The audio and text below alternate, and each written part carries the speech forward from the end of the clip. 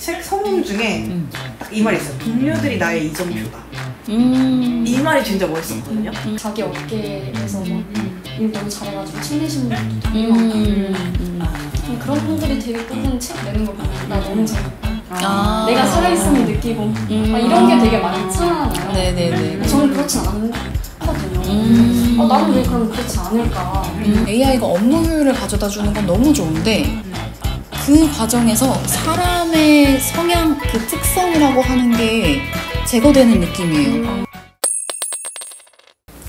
자, 이제 본격적으로 네. 또 떠들어질 길 그렇습니다. 시간이 왔어요. 예. 제가 비록 하구님의 손을 들어드렸지만 그럼에도 불구하고 우리가 일을 왜 하는가에 대한 이야기는 분명 이건 끝없는 논쟁거리다. 그렇죠. 아주 팽팽한, 양쪽이 아주 팽팽한 논쟁거리이기 때문에 그렇습니다. 이 두 가지를 동시에 이야기하면서 나름의 길을 찾았으면 좋겠다는 생각인 거고 네. 또 제가 굳이 이 두 가지를 동시에 하고 싶었던 이유는 우리가 일을 왜 하는가에 대한 어떤 이유가 하나이면 정말 살기 힘들 것 같아요. 맞아. 그 하나의 이유가 달성되거나 그 하나의 이유에서 뭔가 더 이상의 동력을 찾지 못하는 순간 정말 일이 하기 싫어질 수 있잖아요. 근데 인간은 그냥 계속 해야만 하는 게 일이기 때문에 이왕이면 여러 가지 이유를 품은 채로 살면 적재적소에 꺼내 쓸 수 있으니까 그쵸. 서로가 서로를 어떻게 보면 설득하는 과정이면서 그런 이야기가 되길 바라는 마음에서 이제 두 가지를 같이 나눠보고 싶었거든요. 네. 아마도 각자의 책에서 좀 기억에 남는 에피소드나 이야기하고 싶으신 내용들이 있으실 수 있으니까 네네. 그런 걸 하나씩 꺼내면서 얘기를 좋습니다. 나눠볼까 봐요. 네네. 네. 어느 분부터 해보시겠어요? 고유로 다시 가실. 고유지수부터 우리 가볼까요? 네.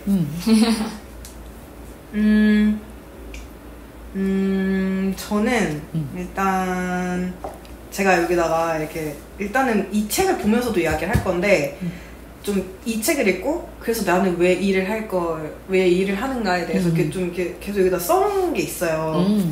근데 그랬을 때 일단은 좀 두 가지의 방향성이 있는 것 같아요. 제가 쓴 걸 보니까. 네. 그래서 첫 번째는 제가 아까 말씀드렸던 이제 나를 발견하는 그건데 이제 제가 여기 써놓은 걸 보니까 이 책을 보면서 이제 멋지다고 생각했던 거는 뭔가 그 깊게 몰입하고 탐구하면서 이 내가 하는 것에 대해서 더 나은 성취와 직업적 만족도를 높이는 모습들, 이 배우들이 스스로가. 근데 그러면서 이게 단순히 이게 일이라서 하는 게 아니라 나라는 사람이 어떤 사람인가 계속 발견하고 탐구하는 자세가 느껴져서 더 좋았다 라는 말이 써 있었고 또 두 번째로는 이 책이 김신록 배우 스스로의 이야기를 하는 책이 아니고 25명의 다양한 동료들의 이야기를 통해서 나의 일, 우리의 일을 이야기하고 좀 사유를 넓혀가면서 일을 재정의하는 책이었다는 부분이 너무 좋았다라고 써있거든요. 근데 여기 제가 이 뒤에 그 말을 쓴 이유가 여기 그 책 서문인가? 네. 이 책 서문 중에 딱 이 말이 있어요. 동료들이 나의 이정표다. 이 말이 진짜 멋있었거든요. 그래서 이 책이 참 기대가 되는구나. 약간 이런 느낌도 있었어요. 네. 그래서 그런 부분이 조금 인상 깊었고 이 책이 그 배우와 배우가 이제 한 배우당 2번의 인터뷰를 했다 그랬잖아요. 그 간극이 짧게는 1년, 길게는 3년 정도예요. 이게 코로나 시기가 겹쳐가지고. 맞아. 근데 이제 이 김신옥 배우가 그걸 하면서 이제 여기에 쓴 이제 요약을 하면서 이제 의도를 얘기한 내용이 잠깐 읽어드리자면 연기에 대한 생각이나 방법은 고정된 것이 아니라 삶과 함께 흘러가고 변화한다. 그다음에 그 자기 자리에서 자기만의 방식으로 계속 해나가고 있는 배우들을 다시 만나보고 싶기도 했다. 이 인터뷰를 하면서 이제 생각했던 내용이고 제가 여기다 쓴 게 일을 하는 사람으로서 뭔가 존재는 하고 싶은데 그렇다고 이 존재하는 게 고정된 생각으로 살아가는 사람이 아니고 뭔가 그러니까 고정된 생각으로 살아가는 사람이 아닌 그 배우들의 모습을 보면서 내가 이런 방향으로 살고 싶다라는 거를 좀 느끼게 해주는 그런 포인트였다는 걸 제가 여기다 써놨거든요. 그래서 선언부터 좀 이렇게 마음의 울림이 있었어요. 마음이 들었구나. 느낌이 있었습니다. 아니 근데 저는 이제 성향을 아니까 이 하구님이 네. 일을 왜 하는가에 대한 답변으로 가져올 법한 키워드들이 어느 정도 상상이 되는 부분이 있잖아요. 근데 저 책을 골랐을 때 저는 진짜 현명한 선택이라고 생각을 했던 이유가 뭐였냐면 그러니까 저는 뭐 일을 하면서 자아 실현을 할 수 있기 때문에 우리가 일을 한다라고 하는 그 말이 어떤 직업군에는 굉장히 공감이 가지만 어떤 직업군에는 그렇지 않을 수도 있다는 생각이 들거든요. 그러니까 내가 일을 하면 할수록 고정되어 있지 않다라고 이야기를 하는 이유도 내가 하는 일의 종류가 하는 과정에서 점점 나도 계속 변화해야 되고 성장해야 되고 그런 종류의 일을 하시는 분들한테는 일이 자아 실현일 때가 맞아요. 근데 일이 어떤 루틴한 일들을 계속 반복적으로 해야 되는 직업을 가진 분들한테 그게 자아 실현이긴 사실 쉽지 않잖아요. 그럼 내 성장이 가로막힌 느낌이 들고 막 이럴 수가 있으니까. 근데 직업이 배우라는 직업은 너무나 변화가 다양한 데다가 저 사람들은 자기 직업으로 다른 삶을 사는 거잖아요. 그러다 보니까 자아 실현이라고 하는 맥락이랑 너무 잘 맞는 직업군에 계신 분들인 거예요. 그러니까 저 사람들이 왜 끊임없이 자기를 탐구하고 싶어 하는가라는 생각을 해보면 내가 소화해내야 되는 삶이 너무 다양하기 때문에 그 삶들을 다 표현하려면 난 어떤 사람이고 뭐 어떻게 내가 변화해야 되고 막 이걸 계속 고민해야 되는 사람들이다 보니까 되게 자아실현과 잘 맞아떨어지는 직업이라고 생각하거든요. 근데 저걸 딱 들고 오길래 야 이거는 뭐 할 말이 많을 수밖에 없는 책이다 그렇게 이런 느낌인 건가? 네. 네. 그래서 완벽한 선택이었다. 네, 너무 공감합니다.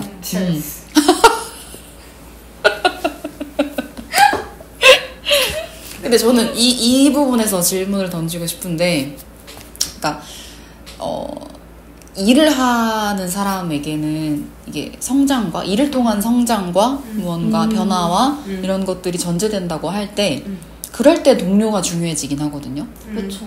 주변에 있는 사람들로 인해서 내가 성장할 때도 있고 변화할 때도 있고 그러다 보니까 일을 이렇게 대하는 사람한테는 주변인이 되게 중요해. 그렇죠. 근데 일을 어떤 도구 내지는 돈을 벌기 위한 수단 같은 개념으로 생각하면 사실 그냥 돈만 벌면 되는 거지. 그쵸. 주변인의 영향이 크게 이렇게 중요하지 않을 수도 있잖아요. 그런 점에서는 일을 어떻게 바라봐요? 근데 사실 돈을 벌기 위한 수단이라고 해도 큰 틀에서 만약에 생존 때문이다 라고 만약에 가정을 하고 그걸 잡았을 때는 어쨌든 저희는 다 사회적인 동물이니까 혼자서는 절대 살 수가 없어요. 생존할 수가 없어요. 그러니까 그런 의미에서는 당연히 사회적으로 같이 일을 하는 게 맞긴 하죠. 그렇죠? 그런 관점에서 사회적 동물이다. 이게 지금 이 책의 내용이 사실 그 생존과 이런 얘기가 굉장히 중요한 화두로 떠오르다 보니까 끄트머리에 가면 결국 인간은 사회성 때문에 살아남을 수 있었고 생존할 수 있었고 이런 얘기들이 되게 많이 나오잖아요. 그게 일에서 되게 중요한 영역이라고 실제로 느끼면서 일을 해요? 근데 저는 느끼면서 일을 하는 것 같기는 해요. 그게 큰 뭔가 하나의 축처럼 저는 보여요. 그러니까 그게 아니라면 굳이 돈을 벌진 않을 것 같은 느낌인 거죠. 어떻게 보면. 뭔가 혼자 하는 일은 뭔가 일을 하는 이유에 있어서 일 같지가 않다라고 해야 되나? 그러니까 제가 일을 하는 이유가 혼자 즐겁자고 일을 하는 느낌은 아니거든요. 와 이거 애매모하기 어렵네? 근데 제가 이 책을 가져왔던 게 네네. 이게 저는 다 되게 막 책 교보문고나 뭐 이런 데 가면 자기계발서랑 이런 거 진짜 많잖아요. 그럼 막 자기 업계에서 막 일 너무 잘해가지고 책 내신 분들도 되게 많고 근데 그런 분들이 대부분 책 내는 걸 보면 자아실현 되게 잘 되고 나 이 일을 하면서 있어서 나 너무 재밌고 내가 살아있음을 느끼고 막 이런 게 되게 많잖아요. 네네네. 저는 그렇진 않거든요. 나는 왜 그럼 그렇지 않을까. 제가 뭔가 내가 뭔가 문제가 있나 일을 하는 거에 있어서 만족이 안 되나? 라는 고민을 할 때 이 책을 읽었을 때 묘하게 이렇게 생각이 들지 않아도 괜찮구나 라는 게 들어서 저는 이 책을 가져왔던 거였거든요. 나 이거 근데 너무 뭔지 알 것 같아. 그러니까 우리가 메슬로우 욕구 단계라고 얘기하면 어쨌든 먹고 사는 문제가 해결되고 나서 자아실현의 단계로 넘어가잖아요. 근데 저는 그게 좀 이제 깨트려질 때가 됐다고 생각을 하긴 하는 게 그러니까 뭐냐면 그 욕구 단계설은 단계를 순차적으로 간다는 전제가 있잖아요.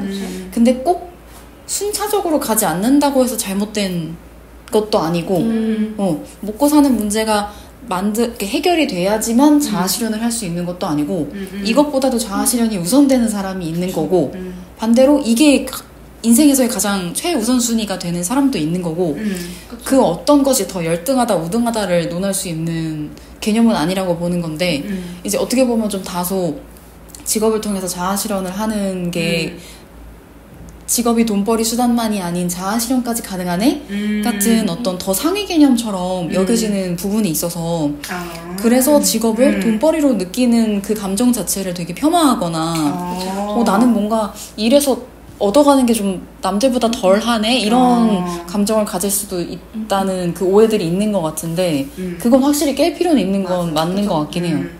그래서 딱 그 생각으로 왜 나는 일을 하지라는 거에 대해서 바로 생각이 안 나는 거예요. 이 주제를 받았을 때. 그래서 막 책 찾아보고 막 보고도 공감이 크게 막 되지 않은 거예요. 이 사람들은 이렇게나 열정적으로 일을 하고 이렇게나 막 만족하면서 새로운 사람이 되었는데 저는 그 정도까지는 아니었거든요.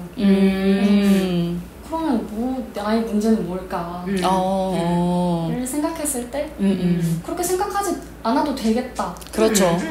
가 된 책이 이거여서 그렇죠. 가지고 온 거지. 그렇죠. 제가 막 돈을 벌어야 돼서 막 일을 하는데 아니거든요. 그래서 사실 이 작가도 그걸 바라고 쓴 책은 아니었을 거예요. 아마. 근데 저는 그냥 그거에 취해 있는 나머지 이 작가에게 위로를 받았던 거지. 맞아요. 근데 그러니까 위로가 되는 책이라는 건 너무 분명한 것 같아요. 그리고 저는 저 책에서 어떤 인상을 받냐면 왜 저도 F긴 하지만 가끔씩 T들한테서 위로를 받을 때가 있어요. 그 팩트에 근거한 위로를 받을 때가 있거든요. 뭘 예로 들을 수 있을까요? 무슨 예를 들 수 있을까요? 지금 생각이 잘 안 나긴 하는데 막 그런 거 아닐까요? 요즘에 막 그 짤 중에 또 그 퀸가비랑 그 또또인가?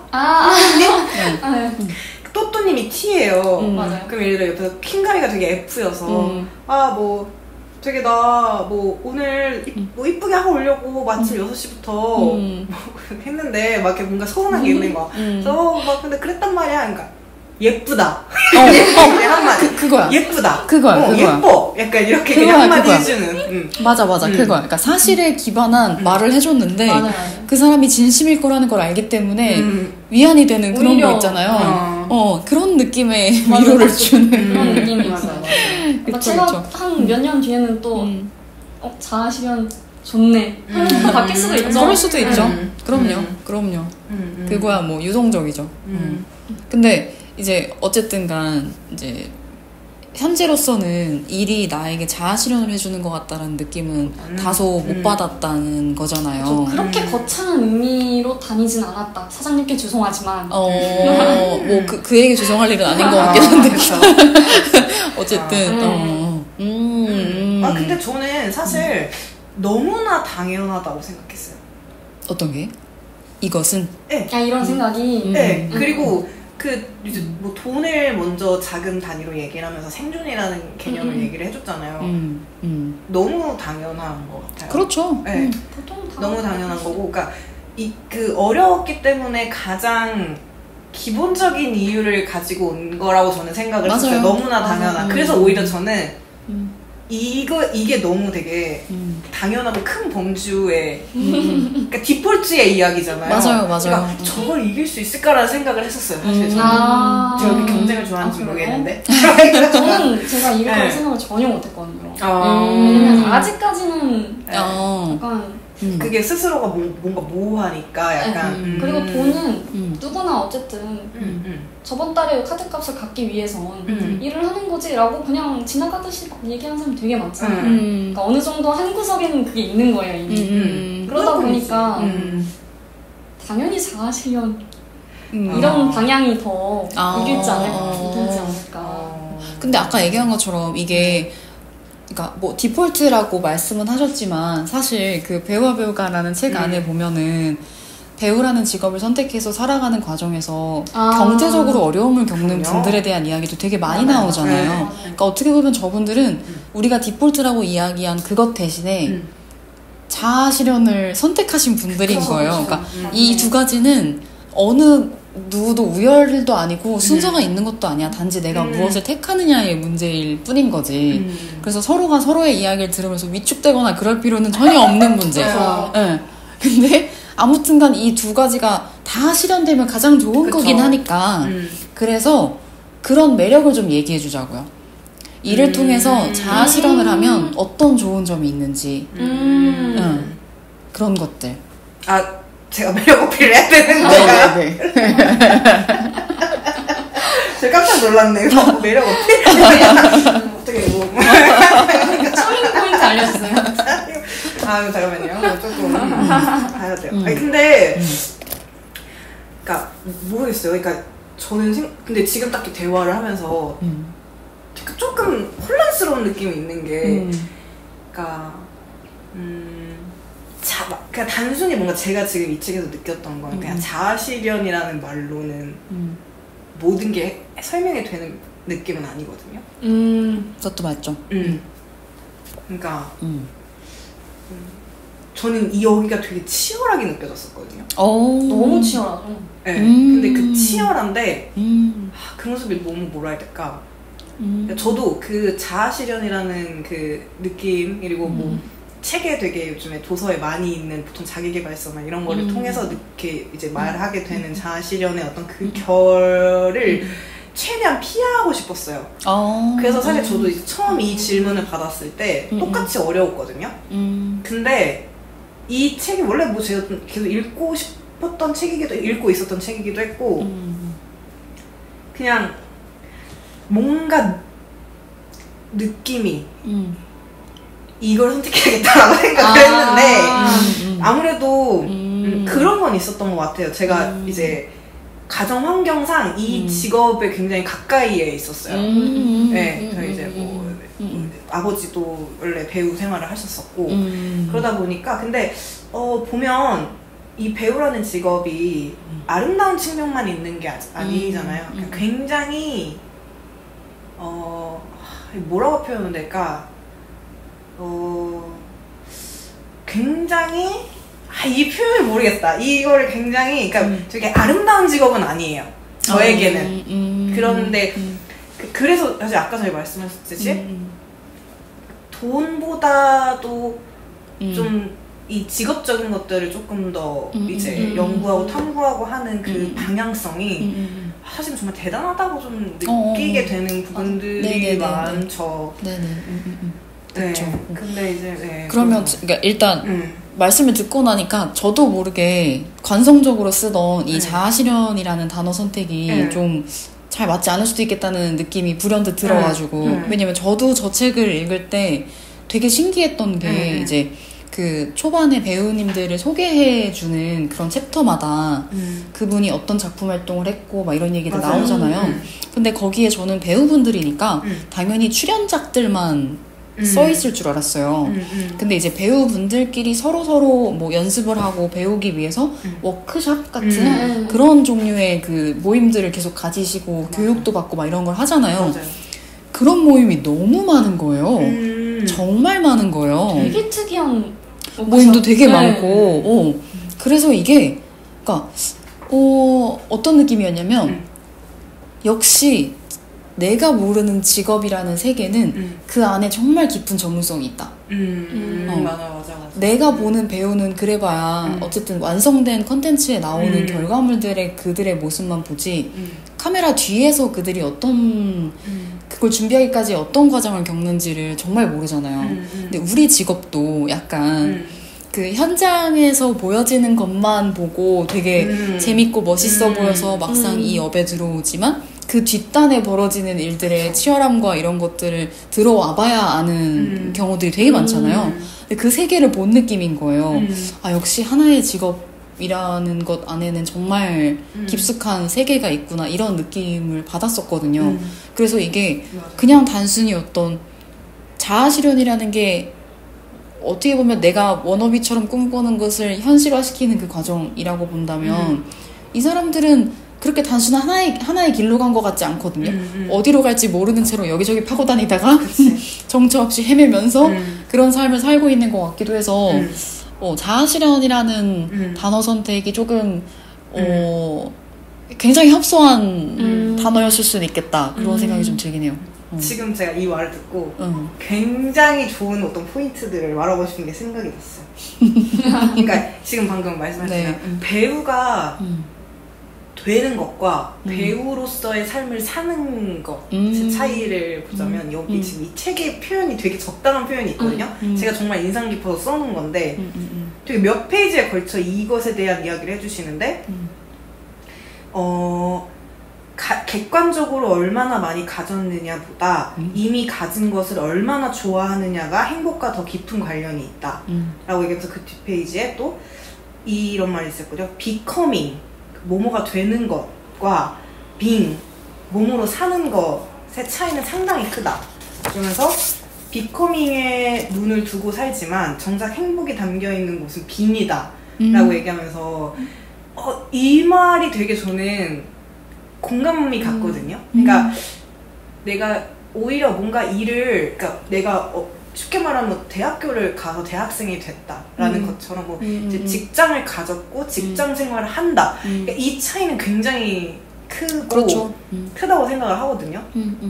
이분들은 그러니까 저는 비커밍의 반짝임보다 빙의 어떤 그 치열함을 보게 된 책이어서 굉장히 그거에 저기가 됐던 것 같아요. 좀 마음을 울렸던 것 같고 지금 이제 이 교수님이시기도 하니까 학교에서 학생들한테 뭐 이제 이런 이 비커밍과 빙에 대한 이야기를 하시면서 뭐 학교생활 어떠냐라고 물어보면 다 이제 쓴소리만 들어온다. 이게 다들 이제 되게 좋은 학교에서 교수님을 하시고 계시니까 계신 걸로 알고 있는데 근데 이제 이게 대학생이 그렇게 꿈꾸던 뭐 예를 들어 인서울 대학교 대학생이 됐어.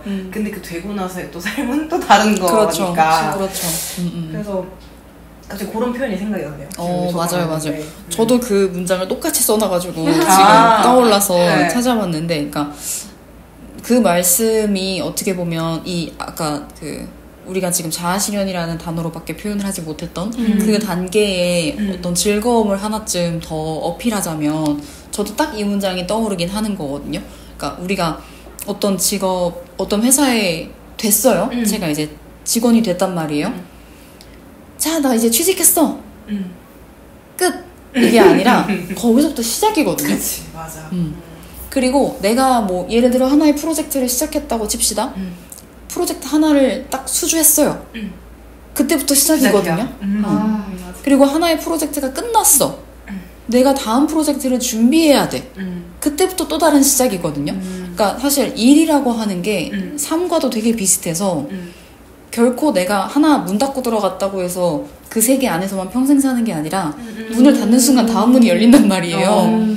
그러다 보니까 내가 이게 멈춰 있을 수가 없고 항상 나는 거기서 살아가는 어떤 사람이 되었다 해서 끝나는 게 아니라 거기서 계속 살고 있는 존재이기 때문에 끊임없이 이 안에서 변화해야 되고 적응해야 되고 더 나아져야 되고 배워야 되고 그 숙제들이 나한테 계속 열려 있는 건데 그거를 나 힘들다. 아니 내가 그렇게 고생해서 그렇게 열심히 취업 준비해서 내가 회사 들어왔으면 이제 좀 숨 좀 돌리고 살면 좋을 텐데 그렇게 생각하면 일이 즐겁게 오래도록 할 수 있는 종목처럼 안 느껴질 것 같긴 해요. 그런 태도가 중요한 이유는 일을 계속 할 때 그게 좋은 동력이기 때문에 그런 것도 있는 것 같아서 그래서 이게 어떤 매력 어필 같은 느낌이라면 네. 그러니까 계속 이렇게 새로운 도전을 맞이하면서 그걸 미션 클리어 하듯이 깨나가는 그 과정들이 주는 그 기쁨 같은 것들이 일이 주는 또 하나의 기쁨이기도 하다. 이런 생각이 좀 들어요. 그러면 저희는 일을 하는 이유를 그렇게 얘기했는데 그럼 모더레이터의 일을 하는 이유는 그래요? 뭔가 키워드로 하나 말씀해 주세요. 키워드로 하나만 해주시면 진짜 이 사람들이 키워드 잘 성운을 잘 불렸다. 궁금하니까 키워드 하나 던져주시죠. 1분 드리겠어. 어디 시계 한번 제가 일을 왜 하는가? 제가 일을 왜 하는가? 만약에 그 모더레이터가 아니었다면 어떤 대답을 할까요? 아, 오케이. 이게 저는 계속 우리가 being이라고 했잖아요. 그래서 이 대답도 매번 달라질 거라고 보는데 그래서 오늘 이 자리에서 제가 얘기할 수 있는 제가 일을 하는 이유는 사람이에요. 네. 최근에 더 많이 하는 생각이기도 하고 어떻게 보면 말씀하신 거랑 되게 비슷한 부분이 있는 게 삶도 혼자 살 수가 없고 일도 혼자 할 수가 없어요. 그래서 결국에 내가 일을 계속할 수 있는 이유는 사람들 덕분인 거고 그리고 내가 이 일을 제자리에서 멈추지 않고 계속 뭔가 새롭게 더 나아갈 수 있는 것도 사람 덕분이긴 하거든요. 그래서 저한테 지금 일을 하는 이유는 사람. 아니, 사람 딱 하니까 떠올랐던 게 여기서도 이 책에서도 그런 구절 있잖아요. 제가 만약에 여기서 엄청난 업적을 위해서 뭐 노벨상 탔어요. 주위에 아무도 없다면 행복할 것인가 라는 질문을 해요. 맞아. 근데 그 말 들었을 때 진짜 너무 맞다. 왜냐면 사람들이 직장 생활하면서 큰 어려움 중에 하나가 또 인간관계이기도 하잖아요. 그렇죠. 근데 그거를 반대로 이렇게 생각했었을 때 보면은 그렇죠. 오히려 저 사람이 있어서 뭔가 슬픔이나 화도 느끼지만 반대로 기쁨도 느끼는구나를 알 수 있었던 맞아요. 내용이었죠. 내가 사회적 동물이라는 거를 잘 못 느끼고 살았던 것 같거든요. 저는 특히나 이제 혼자 있는 거 좋아하고 혼자 좀 잘 놀기 때문에 굳이 주변에 사람이 없어도 괜찮았단 말이에요. 근데 물론 뭐 내가 사 먹는 이 커피 누군가가 만들어줬기 때문에 사 먹을 수 있어서 사람이 존재하고 하겠지만 이 사람이 내 눈앞에 내 주변에 항상 잘 보이는 건 아니라서 사실 잘 안 보이잖아요. 내 주변에 내가 얼마나 많은 사람의 도움을 가지고 지금 이렇게 살고 있는지가 잘 안 느껴지잖아요. 근데 일은 정말 직접적으로 사람의 도움을 내가 받는단 말이죠. 뭐 선배가 됐든 후배가 됐든 동료가 됐든 직접적으로 나를 도와주는 사람들이 내 옆에 있어요. 그래서 내가 사회적 동물인 거를 너무 체감하기가 좋은 환경인 것 같아요. 그럼 그런 의미에서 그럼 요즘 AI 너무 잘 되잖아요. 그거는요? 와, 아주 예리한데? 날카롭고 왜냐면 걔네들이 잘 키우면 사람 하나 구실을 한다고 하니까 또 비싼 돈 들이면 또 업그레이드 할 수도 있고 맞아요. 그러니까 저는 그게 조금 뭐라고 해야 될까요? 그러니까 제가 좀 심각한 문제라고 느끼는 것 중에 하나가 뭐냐면요. 그러니까 요새 그 신입사원 분들이 AI를 어디에 쓰냐고 하면 선배님한테 문자를 보낼 건데 이걸 정중한 문자로 보내고 싶으니까 이 문구를 좀 다듬어줘라 뭐 이런 것까지도 요구를 해서 필터링을 거쳐서 문자를 하고 메일을 하고 그런데요. 근데 이 두 분이 만약에 신입사원 분이세요. 근데 저한테 이제 문자를 하시거나 메일을 하신 거예요. 자기의 원래대로 글을 썼단 말이죠. 그러면 나는 이 두 캐릭터에 대해서 금방 알 수 있어요. 파악할 수 있으니까. 이 사람이 어떤 사람이고 이 사람이 어떤 사람인지. 근데 AI를 거쳐서 이게 오면 내가 그걸 알 수가 없어. AI가 정해놓은 문법 안에서의 정답 같은 말을 둘이 동시에 뱉기 때문에 내가 이들의 캐릭터를 알 수가 없어요. 그래서 AI가 업무 효율을 가져다 주는 건 너무 좋은데 그 과정에서 사람의 성향, 그 특성이라고 하는 게 제거되는 느낌이에요. 그들이 작성해온 어떤 계획안이나 뭐 이런 모든 파일들을 볼 때 알게 모르게 그 안에는 그 사람이 묻어 있어야 되거든요. 근데 그게 잘 안 보여요. 그래서 인간성이 정말 그치. 사라지는 느낌을 받을 때가 많아서 그러니까 좀 더 숨겨지는 거죠. 그렇죠. 그러니까 있을 텐데 맞아요. 안 보여지게 되는 거죠. 그쵸. 필터링 돼요. 전부 다 그게. 요즘은 거의 심심이처럼 쓰잖아요. 뭐만 하면 이걸 이렇게 해줘. 맞아요. 이렇게 맞아요. 번역해줘. 뭐 이렇게 공적으로 그쵸. 공손한 말투로 해줘. 맞아요. 하잖아요. 그러니까 당장에 눈앞에는 업무 효율이 좋아진 것처럼 보일 수 있을 것 같아요. 당장에는 갖다 쓸 수 있는 바로 그 자료가 나와주니까. 그치. 근데 사실 날 것을 통해서 저는 그분과의 합을 맞춰가는 과정이 필요한 거잖아요. 그분을 파악하면서. 맞아. 근데 그게 안 되다 보니까 가장 위험한 지점이 딱 그거예요. 그쵸. 근데 그러면 공적인 만약에 정말 메일링이라든지 이런 거에 있어서도 그런 걸 원래 느끼시나요? 신입사원분들의 성향이라든지 공적인 그런 메일에서도 아무리 그거를 어떻게 이렇게 포멀한 기준으로 그치. 맞추려고 해도 예를 들면 뭐 맺은말 같은 거 있잖아요. 맺은말 같은 것도 그냥 할 말 쫙 한 다음에 확인해 주세요. 감사합니다. 누구누구 드림. 이렇게 끝나는 메일이 있고 다 할 말 다 하고 날씨가 더운데 뭐 유의하세요. 뭐 감사합니다. 이런 분이 또 있고 감사합니다 뒤에 마침표가 붙는 경우도 있고 스마일이 붙는 경우도 있고 그쵸. 뭐 굉장히 다양해요. 맞아. 그 글에는 그 사람이 묻어날 수밖에 없거든요. 근데 그게 좀 잘 안 보이더라고요. 아쉽더라고요. 그래서 그리고 조금 이게 안 좋은 건데 의심하게 돼.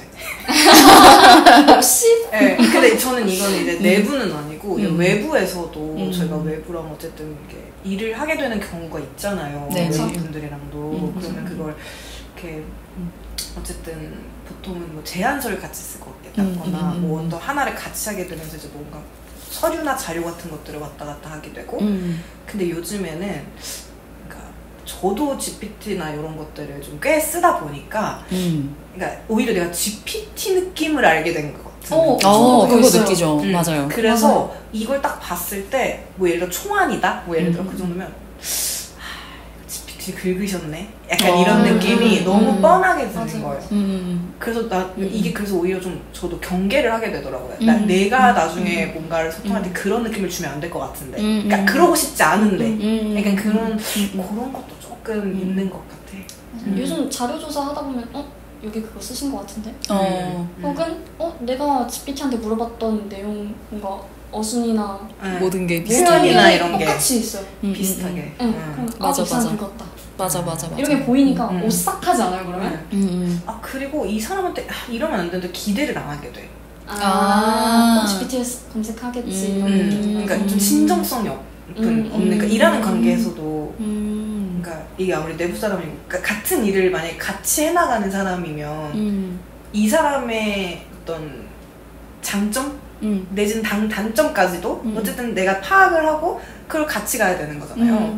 근데 그게 안 보이는 느낌. 그러니까 이게 저는 두 분이 서로 다른 이야기를 해주시긴 했지만 어쨌든 뭐 그 생존을 위한 거다라고 하는 것도 결국 인간의 문제잖아요. 나라는 인간에 대한 문제인 거고 그리고 나를 발견해가는 과정 역시도 나에 대한 문제인 거고 결국 일을 하는 이유가 뭐냐라는 답변을 꺼냈을 때 모두가 다 자기를 꺼내긴 하거든요. 나라는 존재를 가장 먼저 꺼내들 수밖에 없잖아요.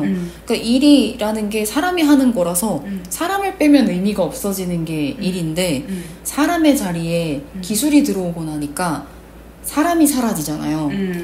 그래서 그 사람의 캐릭터가 사라지고 일에 대한 그 사람의 진정성이 사라지고 막 이렇게 사람이 걷어내지는 그런 느낌들이 있어서 이게 당장 뭐 내가 일자리를 빼앗기겠네 이 문제가 아니라 애초에 일을 대하는 우리의 태도들이 많이 바뀔 것 같다는 생각인 거예요. 맞아요. 네.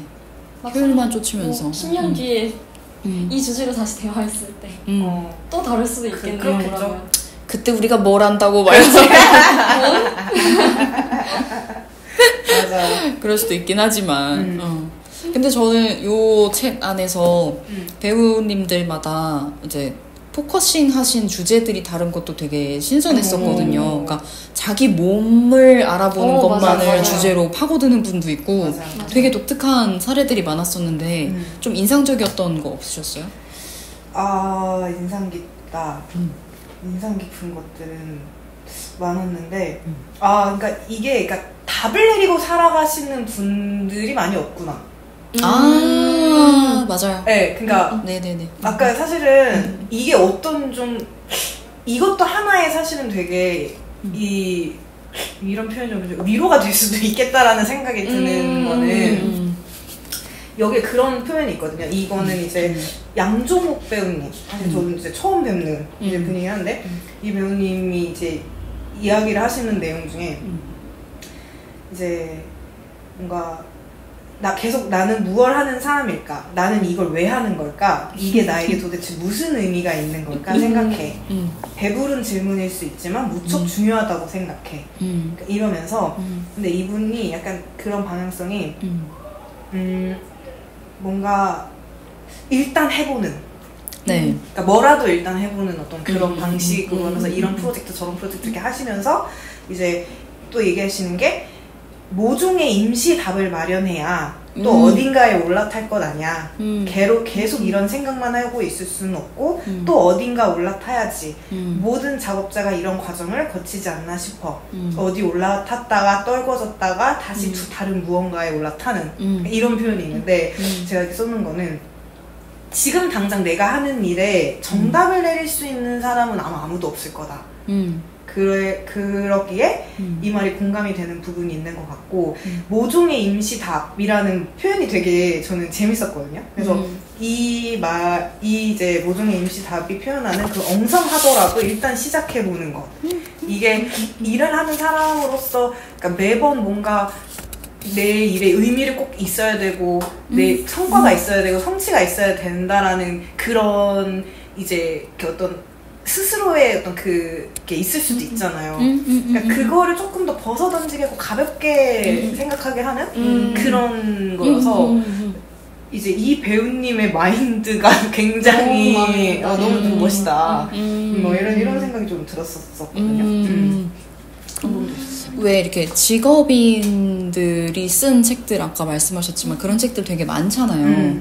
뭐 소설가로서의 누구, 뭐 출판인으로서의 무언가 뭐 이런 식으로 일에 대한 이야기들을 해주시는 책들이 되게 많은데 저는 처음에는 그게 그러니까 내 직업과 크게 연관이 없는 직업군이라면 과연 이게 나한테 공감이 갈까 이런 생각들을 했던 것 같은데 그래서 자꾸 우리 업과 관련된 분들의 책들을 좀 주로 읽고 뭐 광고인의 책이라던가 막 이런 것들을 주로 읽고 그랬었는데 이게 시간이 지날수록 보면 나랑 정말 다른 세상에 살고 있는 직업군에 종사하시는데도 고민은 비슷하고 결국 본질에 들어가면 다 비슷한 생각들을 하는 거예요.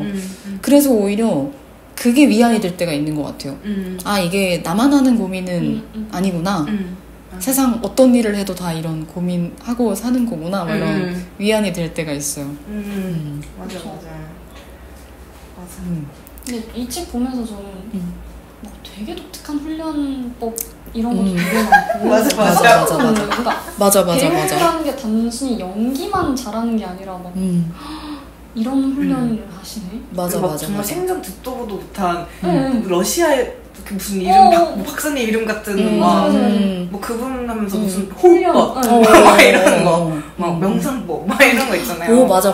제가 이 책을 보면서 진짜 느꼈던 게 뭐냐면 그러니까 저는 배우라는 직업이 물론 이제 연기를 액팅이니까 말 그대로 액팅이니까 몸을 쓰는 직업인 거는 맞기는 하지만 어떤 감정 같은 것에 저는 훨씬 더 중요한 지점이 있다고 생각했거든요. 왜냐면 생각해보면 제가 보는 대부분의 콘텐츠들은 어쨌든 액션씬이 아닌 이상 제가 배우의 몸짓을 통해서 뭔가를 크게 느끼는 바는 사실 잘 없잖아요.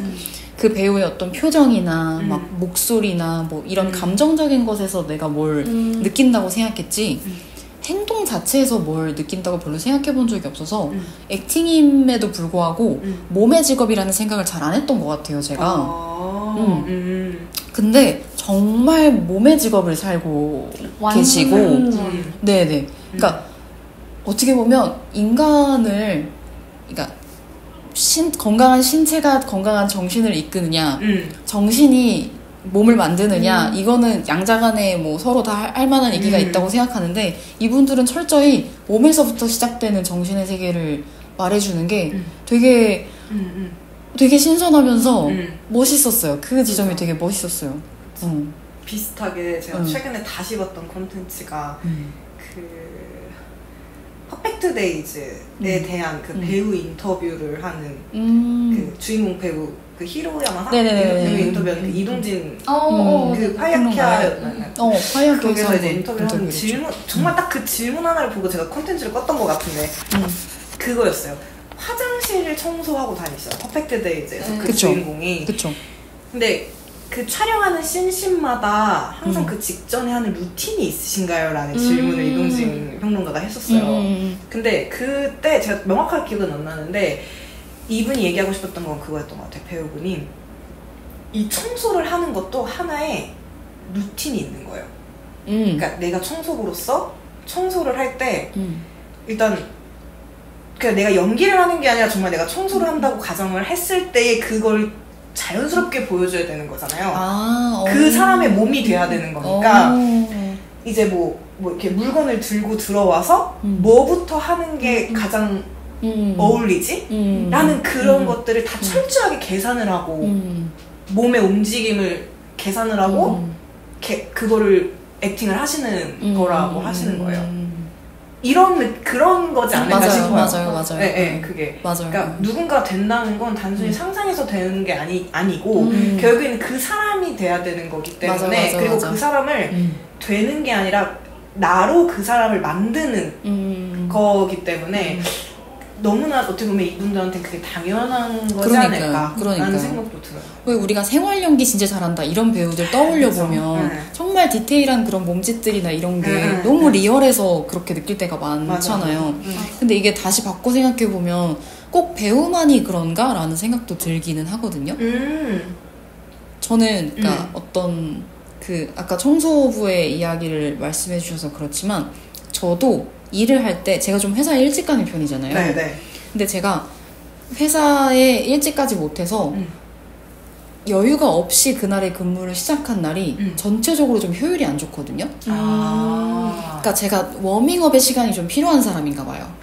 머리를 쓰거나 이런 것에서도 머리를 좀 쓰다가 일을 시작해야 그게 효율이 나지 바로 시작하면 그게 예열이 좀 오래 걸리나 봐요. 그러니까 저는 좀 일찍 가서 뭐 책을 보든 뭘 하든 아무튼간 약간의 시간을 보내면서 나를 조금 예열시킨 상태의 몸을 만들어 두고 나면 딱 근무 시간 시작과 동시에 뭔가 효율이 쫙 붙는 느낌이 있거든요. 그러니까 그걸 생각해 보면 이 일이 참 몸이 하는 일이기도 하다. 머리로만 일하는 느낌이지만 사실 몸이 하는 일이기도 하다. 이런 감각이 좀 드는 것 같아요. 맞아. 근데 저 이 얘기를 나누다 보니까 이제 그 배우분들이 이제 뭐라고 해야 될까? 그러니까 자기 직업에 대한, 그러니까 일에 대한 어떤 행복하다? 불행하다? 같은 류의 감정을 잘 말씀하시지 않는 느낌이거든요. 저는 이 인터뷰를 보면서 어떤 느낌이었냐면 나는 이렇게 연기를 하고 배우의 일을 하면서 너무 행복하기 때문에 나는 이 일을 계속 몰두해서 하는 거야. 이런 느낌이 아니라 그냥 나는 그런 운명을 타고난 사람인 것처럼 천직? 나는 그냥 이런 고민을 평생 해야만 하는 사람인 것처럼 수행자의 어떤 그런 고행길을 걷는 수행자의 느낌 이런 것처럼 되게 그런 태도로 업을 바라보시는 느낌들이 좀 있었거든요. 근데 이렇게 살면 반대로 행복하진 않을 수도 있잖아요. 뭔가 이걸 내가 주어진 일이라고 생각하면서 하니까 내 임무야. 그냥 내 나는 그냥 이걸 하려고 태어난 것 같아. 이게 재밌고 즐겁고 행복해서는 아니고 그냥 나는 이렇게 태어난 것 같아. 이렇게 살 수밖에 없는 것 같아. 이런 느낌의 인상들이 좀 있었거든요. 그쵸, 그런 분들이 몇 분 계시죠? 맞아요. 그래서 이분들은 저게 행복해서만 하는 것 같진 않거든요. 그렇다고 봤을 때 이 일이 지금 어떻게 보면 생존을 위해서라고 이야기를 했잖아요. 근데 생존을 위해서라는 표현 안에 행복이나 즐거움이나 기쁨 같은 류의 감정들이 얼마나 차지해요? 제 기준에서는 요즘은 솔직히 옛날에야 뭐 생존을 위해서 의식주가 필수다라고 했지만 요즘은 대부분은 다 해결이 되긴 하잖아요. 그러다 보니까 행복을 바라보는 그 비율이 더 커진 것 같기는 해요. 그러다 보니까 사람들도 다 뭔가 커다란 목적으로 생존이 아니라 행복을 바라보는 게 아닐까. 저는 하구님이 뭐랄까 뭐 무슨 얘기를 하려고 갑자기 그 즐거움, 행복을 많이 추구하고 있다고 저는 생각을 해요. 일을 하는 과정에서요? 회사에 있는 과정에서. 회사에 있는 과정에서? 여기 교수님께서 한국인이 하루 동안 가장 즐거움을 느끼는 행위는 두 가지로 나타났다. 먹을 때와 대화할 때. 출근하자마자 오늘 점심 뭐 먹을까요? 응? 시도 때도 없이 담소를 또 이제 그 학우님의 자리와 이제 옆에 가까이 이제 그 큰 테이블이 있어서 거기가 굉장히 이게 마실의 장소잖아요. 네, 맞습니다. 그게 이제 그게 자주 이렇게 거기서 대화들이 많이 이렇게 일어나니까. 맞아. 그렇게 따지면 가장 행복한 사람이지. 그러니까요. 우리 회사에서. 왜냐면 내가 거기에 과자를 털러 가면 저도 이제 뭐 먹으러 가는 거지만 항상 거기 먹을 게 있으니까 과자를 털러 가면 가장 먼저 등을 돌리고 이거 드셔보세요. 이거 드셔보셨어요? 큐레이터. 꼭 드셔야 돼요. 그러네. 되게 행복하게 살고 있네. 완전 사회적인. 완전. 그러네. 그게 전부래요. 이게 그게 전부래. 그러니까 일찍 오는 게 워밍업인 것처럼 저희 워밍업인 거죠. 그런 먹을 걸 에티튜드 생각. 오늘 점심 어떻게 하실 거예요? 에티튜드 루틴처럼. 그래서 오늘은 안 물어보네. 하셨어요? 오케이. 아니 섭섭하기보다는 그런 오늘은 그래서 속이 안 좋나? 그러니까 뭔가 그런 내일 될수 기대하세요. 내일요? 네. 크게 물어볼 거예요. 아니 왜냐면 계속 생존 이런 이야기를 하시긴 했지만 그러니까 생존이라는 단어를 들었을 때 생각나는 것들은 사실 의식주에 훨씬 더 가깝잖아요. 그쵸. 근데 말씀하신 것처럼 의식주의 문제는 뭐 물론 그 안에서도 어려움을 겪는 분들 여전히 계시겠지만 그래도 시대가 좋아지면서 어느 정도 나아진 부분이 있단 말이에요. 그러니까 이 일을 하는 이유가 정말 의식주 때문만은 아닐 가능성이 그쵸. 높고 그리고 현대를 사는 인간한테 생존의 문제는 음식보다도 행복 같은 데에 직결돼 있을 수도 있다고 생각하거든요. 저는 우울감이 삶을 포기하게 만드는 비율도 상당히 높아지기 때문에 그런 것도 결코 무시할 수 없는 생존의 문제라고 보는데 그랬을 때 저는 그걸 되게 추구하시는 분처럼 느껴지기는 하거든요. 네. 그래서 이게 일을 대하면서 즐겁고 행복하고 그런 것들의 비중이 크지 않은가 혹시? 뭐 만족이 되지 않는 건가? 이런 생각이 들었던 거였는데 그럴 수도 있어요. 사실 그 앞선에서 저희 조별 과제 때도 얘기를 했겠지만 사실 행복하기 위해서 일을 한다고 제가 얘기를 했었어요. 행복의 수단이 일이다 라고 얘기를 했었던 것도 어떻게 보면 같은 맥락이긴 했어요. 확실히. 그쵸. 떼야 뗄 수 없는 것 같긴 해요. 그리고 이게 지금 말씀하시다 보니까 떠오른 건데 우리가 일이라는 단어를 어떻게 정의할 것이냐의 문제 같아 보이는데요. 맞아. 일을 내가 정말 회사를 다니면서 받은 미션 그 미션을 해결하는 과정만 일이라고 보는 것과 이 미션을 해결하는 과정에서 같이 끼어드는 것들 있죠. 뭐 동료들, 회사라는 환경, 뭐 그런 것들을 다 종합적으로 일이라고 정의하면 그러면 행복의 사이즈가 더 커지시는 분이시긴 하잖아요, 지금. 그렇죠. 그렇지 않아요? 어떻게 보면 그럴 수 있죠. 미션 자체만 놓고 본다기보다는. 그쵸. 근데 그를 둘러싼 환경까지도 우리는 일이라고 봐야 되는 걸 테니까. 그쵸. 보통은 일이라고 보긴 해야죠. 원래 그렇죠. 집 밖에 나서서 회사 문 딱 열자마자 일이라고 하잖아요. 출근길에서부터 일이지. 그럼요. 출근부터 일이죠. 그럼. 아침 일어나서 씻는 것부터 일이지. 그러니까 이거는 좀 이렇게 포괄적인 조금 더 확장된 그 약간 환경까지도 어떻게 보면 다 일이다라는 얘기를 지금 해주시고 있는데 이 책에서도 그런 첫 번째 여기 황혜란 배우님이랑 대화를 인터뷰를 하는 그 내용 중에 이분이 얘기하시기에는 이분이 그거거든요. 배우라는 건 직이다. 업과 직은 다르다. 맞아요. 주어진 달란트가 업, 실제로 어떤 일을 업으로 풀어낼 것인가가 직, 합쳐서 직업 이런 말을 하는데 그래서 제가 궁금한 거예요. 그러면 직은 업을 수행하기 위한 수단인 건가? 라는 그런 얘기를 하는 건가? 라는 생각이 들었거든요. 근데 그러면서 이제 저 대학교 때 이제 저희 그 교수님이 강연을 해주실 때 하셨던 말씀이 그때 당시에 다 이제 취업반이고 직장 이제 취업에 대한 고민들이 많고 이러니까 근데 그때 던져주신 말씀 중에 지금도 생각이 나는 게 그러니까 다들 어떤 회사를 가야 하는지 고민하기 전에 당신이 어떤 일을 하고 싶은지 어떤 일을 하는 사람이 될 건지에 대해서 먼저 고민해보는 사람이 되었으면 한다 라는 걸 해주셨어요. 근데 그 말이 저는 되게 그때 당시 제가 되게 허무하게 많이 뭔가 느꼈던 그 부분들을 되게 채워주는 메시지이긴 했거든요. 그리고 저는 계속 그런 고민을 그 이후로도 계속 해왔고 지금도 사실 계속 일을 하면서도 일을 하는 환경에 놓여있는 상황에서도 계속 그 고민을 하는긴 해요. 그랬을 때 좀 그런 것들, 그러니까 정의, 그러니까 정말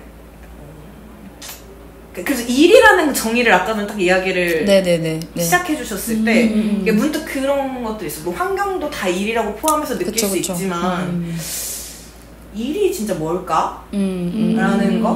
그러니까 여기서 뭐 직과 업 이렇게 표현을 해주셨는데 왜 제가 이것과 관련해서 되게 자주 얘기했던 것 같은데 아마 여기서도 페니대학에서도 얘기한 적 있을 거예요. 저는 일을 명사화시키지 않았으면 좋겠다는 얘기를 되게 여러 번 하잖아요. 내 직업이 뭐 배우야, 내 직업은 뭐 코미디언이야, 내 직업은 교수야, 뭐 그렇게 정의하지 말고 내가 하는 일을 동사화시켜서 나는 생각하는 사람이야. 나는 뭐 새로운 걸 도전하는 사람이야. 고민하는 사람이야. 뭐 이런 종류의 어떤 더 큰 범주의 동사를 생각해야지만 내가 하나의 직군 안에 갇히지 않고 회사라는 타이틀 안에 그 회사가 영위하는 그 사업 영역 안에 나를 가두지 않고 내가 계속 확장이 되려면 나는 동사화된 생각을 가지고 있어야 된다라는 생각을 해왔는데 그게 이게 명사와 동사라는 말로 표현을 했을 뿐이지만 사실 더 추상적인 개념으로 갔으면 좋겠는 거예요, 저는. 일이라고 하는 것을 훨씬 더 추상적인 존재로. 그래서 어떻게 보면 나 일 행복하려고, 즐거우려고, 재밌으려고. 나한테 재밌으면 그게 다 일. 나를 들뜨게 하면 그게 다 일. 그런 거 있잖아요. 그런 식으로 정의를 하기 시작하면 이게 깔때기를 이렇게 쳐놓으면 정말 이 깔때기를 다 통과하는 것들만이 결과물이잖아요. 그쵸. 나는 일을 통해서 돈도 벌고 싶고 자아실현도 하고 싶고 나는 이 정도 유명한 회사에 다니면서 이름 있는 명함을 들고 다니고 싶고 어쩌고 싶고 촘촘한 깔때기를 쳐놓을수록 그 일이 만족스러울 수가 없어요. 근데 이 개념들을 더 넓혀놓고 추상화시키면 시킬수록 그걸 만족시키기가 훨씬 쉬워요. 쉬운 문제. 네. 왜냐면 우리가 일하다 보면은 정말 하기 싫은 일들 해야 될 때 있잖아요. 아, 내가 대체 이걸 왜 해야 돼? 이런 일들 있잖아요. 근데 내가 대체 왜 해야 돼? 라고 생각하는 그 일이 뭐 나를 조금 더 즐겁게 일할 수 있는 환경으로 만들어주는 일이라면 그럼 뭐 하는 거지. 장기적으로 봤을 때. 그런 식으로 내가 지금 하는 일에서의 만족을 찾기가 훨씬 수월한 방법이란 말이에요. 그래서 자꾸 그런 식의 생각을 하면 좋을 것 같아요. 그치. 근데 약간 다른 네. 질문일 수도 있긴 한데 일이 재밌는 게 좋으세요? 잘하는 게 좋으세요? 와, 이거 좀 다른 문제인데, 그러니까 일단 잘하면 좋을 수밖에 없어. 잘하면 재밌겠지 당연히. 그런데 저는 재밌는 일이 더 좋긴 해요. 한다면 재밌는 일로 하겠다. 네. 왜냐면 잘하는 일은 잘하니까 재밌는 거거든요. 그런데 재밌는 일은 못해도 재밌는 거잖아요. 그럼 저는 재밌으니까 계속 할 것 같거든요, 그거를. 그럼 결국에 잘하게 될 것 같아요. 이런 과정으로. 네네네네. 이것도 뭔가 새롭긴 하다. 왜냐면 보통 재밌어서 즐기는 일이 잘 안 될 수도 있잖아요. 뭔가 그럴 수도 있죠. 뭐 성과를 내야 되는 일이에요. 오늘 뭐 한 5개를 팔아야 돼요. 이게 너무 즐거워서 선택했는데 단 하나도 팔지 못했어. 그럼 보통은 내가 재밌으려고 하긴 했는데 결과가 따라오지 않는다면 약간이라도 의기소침할 수 있잖아요. 일에서 내가 일을 하는 이유를 추상적으로 생각해야 된다는 거야. 내가 일하는 이유를 난 5개 팔아야 돼를 생각하면 5개를 안 파는 순간 그 일은 지금 달성이 안 된 거. 근데 난 재밌자고 이 일을 했어. 근데 못 팔아도 재밌긴 해. 그러면 나는 이걸 달성한 거잖아요. 그런 개념? 그러니까 어떻게 보면 정신승리인데 긍정적인. 나는 필요하다. 그런 사람이 잘 할 수 있는 거야. 할 수 있는 그러니까 일도 고된데 정신승리 좀 하면서 살자. 뭐 그래, 그런 맞아. 얘기죠. 네. 그렇습니다. 약간 있긴 했는데. 아니 근데 그 되게 중요한 질문인 것 같아. 그럼요. 생각해볼 만한 질문인 것 같아. 그러면 어때요? 그럼 전 재밌는 것 같아요. 왜냐면 근데 저는 그리고 전제가 전 조금 다르다고 생각하는 게 잘하는 게 재밌지 않을 수 있을 것 같아요. 오히려. 그러니까 잘하는 것과 재미는 그냥 별개인 거예요. 그쵸. 오, 진짜? 그럴 수 있다고 생각해요. 뭐가 있죠 지금? 재미없는 거 하나만 하자. 재미없는 거? 뭐 재미없어 하실까? 그러니까 제가 재밌는 게 너무 많아요. 재미없는 거 하나를 예시를 들고 싶은데. 재미없는 거? 재미없는데 너무 누가 잘해? 봐도 재미없어요. 이거. 누가 봐도 재미없어? 근데 웬만한 거 재밌어야 할 것 같아서 지금 제가 진짜 저도 지금 계속 하는 말이 웬만하면 다 모든 거에 재미를 찾아요. 제가. 네. 웬만하면 예시를 줄 수 있는 게 없다.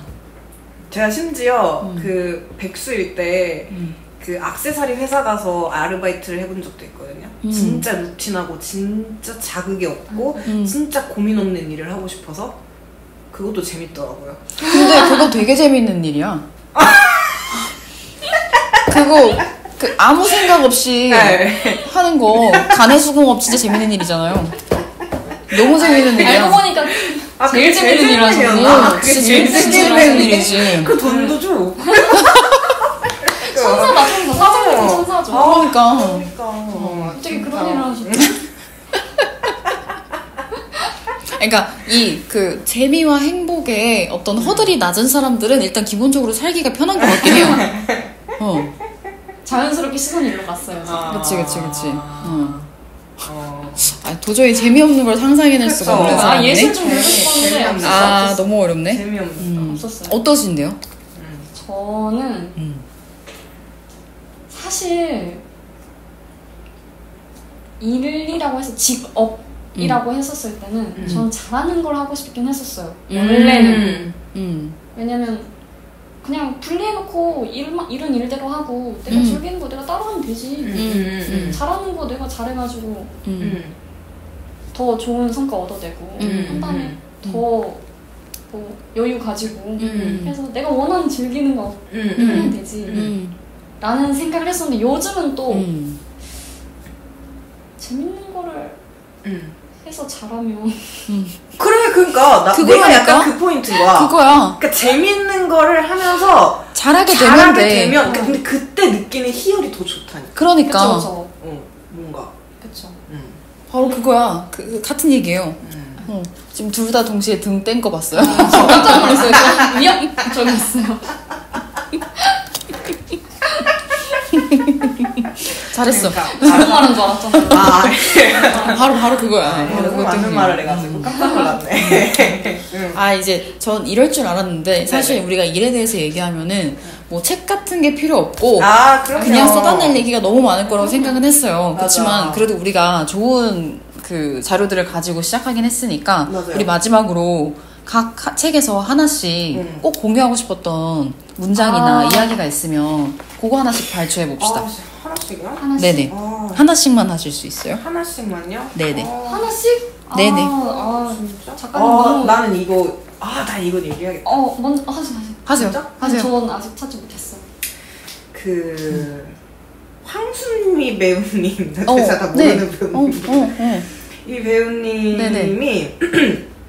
얘기를 해주시는 게 있었어요. 이게 좀 띄엄띄엄 있는데 제가 쭉 읽어드릴게요. 네. 이제는 작업하면서 생각을 나누지 않으면 어려운 것 같아요. 이제 요즘에는 함께하는 사람들의 연기술이 어떻다는 것보다 가치관이나 어떤 걸 어떻게 생각하는지가 궁금하고 중요한 것 같아요. 그러면서 이제 동료와 가치를 나누는 게 중요하다라는 이야기를 해주셨거든요. 그러니까 각자의 자리에서 같은 테두리 안에서 어떤 하나의 일을 하고 있지만, 그러니까 혹은 같은 조직에서 서로 다른 일을 하고 있더라도 같은 류의 일을 하고 있지만 서로 다른 입장에서 뭔가 이제 각자의 생각들이 다 다를 거 아니에요. 근데 내가 몰랐던 지점을 알게 되는 것이 너무 중요하다. 내가 정답이지 않을 수 있다는 거를 수시로 깨닫는 게 굉장히 중요하다라는 거를 이제 또 공감을 하면서 이 부분을 읽었었거든요. 또 이제 제가 최근에 또 저의 어떤 신변의 변화가 좀 있어가지고 네. 그래서 이제 그걸 하면서 또 이런 것들을 좀 마음을 깊이 생각해보는 그런 부분이었다고 공유드리고 싶어서. 이거 그러니까 그거잖아요. 그러니까 어떤 일을 하는 기술적인 부분 이런 것보다도 그 사람이 가진 가치관과 생각 같은 것들을 공유해야 된다 이런 이야기잖아요. 그런 접근이잖아요. 다시 AI의 얘기로 돌아가는데 뭐냐면 AI랑은 비록 신입사원보다 더 많은 걸 알고 있을지라도 AI와는 이 일을 왜 하는가에 대한 대화를 나눌 수가 없어요. 저는 어떤 같이 힘을 합쳐서 해결해야 되는 어떤 일이라는 거는 왜라고 하는 그 이유에 대해서 우리가 공감대를 가지고 그걸 서로 이해시킨 과정에서 한 결과물로 달려가는 게 훨씬 중요하다고 생각하거든요. 근데 그 왜가 AI한테는 정답만 있어요. 학습된 정답만 있어요. 근데 때로는 왜가 되게 다양하잖아요. 맞아요. 근데 그 다양한 왜를 들으면서 내가 틀린 게 뭐였는지 내가 놓친 게 뭐였는지 이런 걸 깨닫는데 그게 얘랑은 안 돼. 안 되지. 제가 그래서 제일 싫어하는 그 AI의 대답 뭔가 단점? 단점이라고 해야 되나? 그런 모습 중에 하나가 줏대가 없어요, 얘가. 그거 참 좋은 생각입니다. 뭐 이러면서 대답하죠. 그러니까 너 이렇게 그거 좀 아닌 것 같은데? 라고 하면 보통은 다른 사람이라면 어필이라도 하잖아요. 그쵸. 그런 거 없이 그렇군, 그게 맞는 말이에요. 맞아. 라고 바로 그냥 자아가 없어. 태세 전환을 해버리니까. 맞아요. 나는 그냥 좀 티키타카해서 내가 좀 설득됐으면 좋았을 텐데 이런 게 없이 그냥 맞아요. 얘는 그럼 뭐지? 맞아요.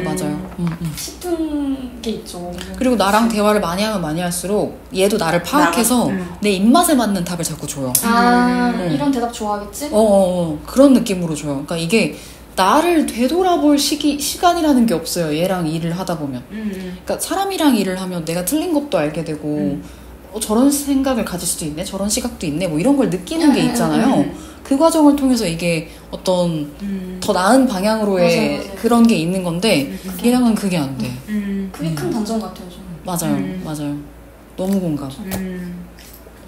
어떻게 또 생각나시는 거? 저는 네. 사실 일과의 큰 그거보다는 그냥 가장 와닿았던 네. 거는 네. 사실 네.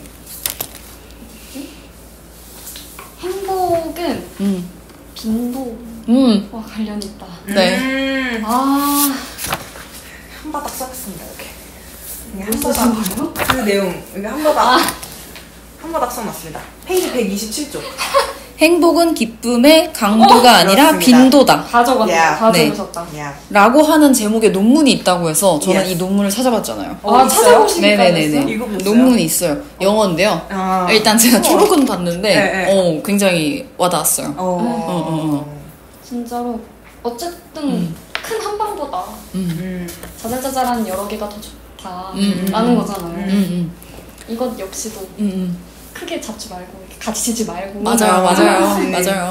허들을 낮춰서 네, 늘 만족스럽게 해라. 전신승리하자.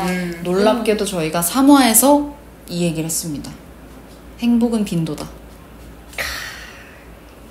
3화에서 이야기를 우리가 이걸 알고 얘기했나요? 모르겠어요. 그러니까 어떻게 이게 나왔는지 모르겠는데 이 대화를 우리가 나눈 적이 있더라고요. 정말 3화에서. 소름. 다 이미 읽으셨구나 이걸. 모르겠어. 뭐 어디서 튀어나온 건지는 잘 모르겠어요. 이제 하산을 해도 된다. 이제 하산을. 자, 그러면 이제 제가 네. 마지막 하나의 꼭지를 꺼내볼게요. 네. 두 책 다 아니고요. 우리 셋이 다 함께 읽기로 한 돌려 읽고 있는 우리 일의 미래라고 하는 책에서 아직 안 보신 분이 계시지만 한 구절을 읽어드리고 싶어요. 어떤 분이 체제의 부품으로서 시키는 일을 무력하게 할 게 아니라 온전하게 스스로 결정하고 책임지는 세계에 소속되겠다는 마음이 동네 책방을 하는 이들에게 그리고 찾는 이들에게 있지 않을까 합니다. 라는 이야기를 하거든요. 이게 동네 책방을 운영하시는 분들이 사실은 생존에 어떤 어려움이 있음에도 불구하고 왜 계속 동네 책방을 이어갈 수 있는가라고 하는 이야기를 할 때 체제의 부품으로서 무력하게 존재하는 게 아니라 스스로 결정하는 세계에 뛰어들고자 동네 책방을 하는 거 아니겠냐. 그리고 거길 찾아오시는 분들도 비슷한 마음 아니겠느냐라는 문장이었거든요. 이게 저는 아까 두 분의 어떤 일을 하는가에 대한 이유는 다르지만 결국에 꺼내놓은 것은 나였다는 것과 같이 가는 결이라고 생각하는데 일을 통해서 우리는 회사에도 기여를 하고 사회에도 기여를 하고 여러 가지 역할을 하고 있는 건 분명하지만 결국 일을 하고 있는 주체는 나이기 때문에 나를 위해서 무엇을 하고 있느냐 이 일이 어떤 기능을 하느냐라고 하는 것으로 결국에는 수렴되지 않을까.